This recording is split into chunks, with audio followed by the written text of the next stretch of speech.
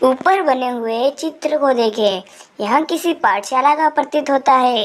यह सामान्य पाठशाला नहीं है, यह है महाराष्ट्र की पहली कन्या पाठशाला। एक महिला शिक्षिका घर से पुस्तक लेकर चलती है। रास्ते में कोई उसके ऊपर धूल, मिट्टी तो कोई पत्थर के टुकड़े फेंकता है। वह अपने पक्के इरादे से विचलित नहीं होती है। अपने विद्यालय में कन्याओं के साथ प्रसन्नतापूर्वक बात करते हुए वह पढ़ाने में लग जाती है। उसका खुद का अध्ययन भी साथ ही चलता है। यह महिला कौन है? क्या आप सब इस महिला को जानते हो? अगर आप इस महिला को जानते हो तो जल्दी से कमेंट में बताओ और साथ ही साथ लाइक एंड सब्सक्राइब जरूर कर देना। यह महाराष्ट्र की पहली महिला शिक्षिका सावित्रीबाई फुले है। सावित्रीबाई फुले का जन्म 3 जनवरी 1831 में महाराष्ट्र के नायगांव नामक स्थान में हुआ। उनकी माता लक्ष्मीबाई और पिता खंडोत जी ने सावित्रीबाई का विवाह 9 वर्ष की आयु में ज्योतिबा फुले के साथ हो गया था। ज्योतिबा फुले उस समय 13 वर्ष के ही थे।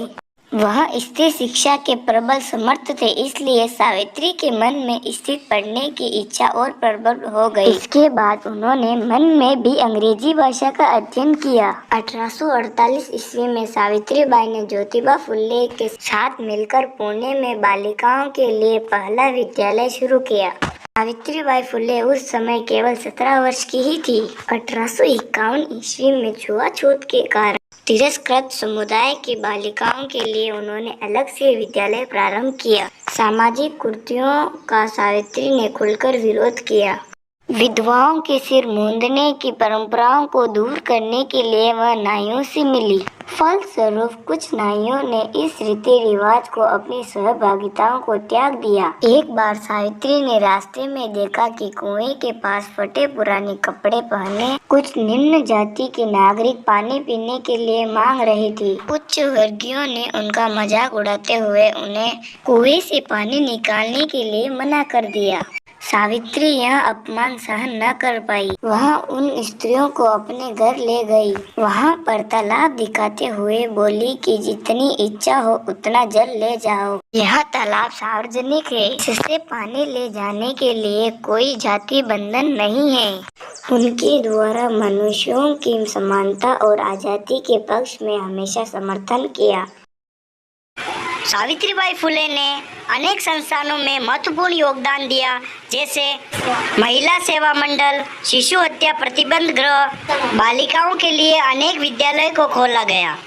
सावित्रीबाई फुले ने सत्य की खोज के लिए बल दिया, अर्थात सत्य शोधक मंडल की गतिविधियों में अधिक सक्रिय रही। इस मंडल का उद्देश्य है कि पीड़ित समुदाय के लोगों को उनके अधिकारों के प्रति जागरूक करना था। जब गांव में अकाल पड़ा तो उन्होंने बिना थके और बिना रुके पीड़ितों की सहायता की। सहायता सामग्री की व्यवस्था के लिए उन्होंने हमेशा प्रयास किए। महामारी फैलने के समय जब वह लोगों की सहायता कर रही थी, तब वह भी उस रोग के चपेट में आ गई। यह रोग अत्यंत भयानक था, जिस वजह से 1897 में इनका देहांत हो गया।